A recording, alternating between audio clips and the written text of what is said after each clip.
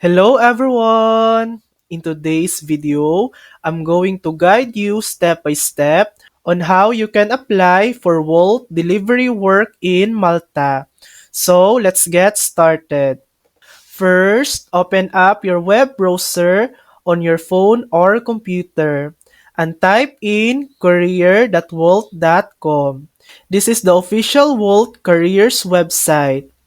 Once you're there, scroll down the page until you see the application form.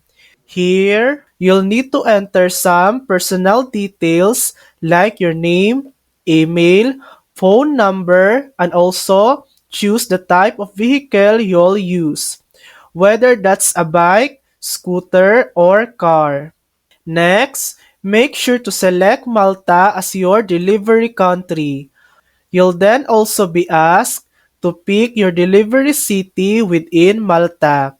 This is very important because it determines where you'll receive your delivery request. After that, tick the consent box to agree to the terms and complete the quick human verification step to prove you're not a bot. Once you've submitted everything, Wolt will review your application.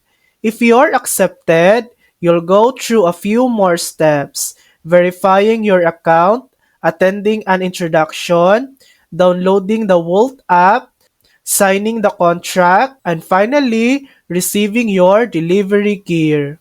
And that's it. That's how to apply for Wolt delivery work in Malta. Thanks for watching! If this video helped you, please like and subscribe for more helpful tutorials.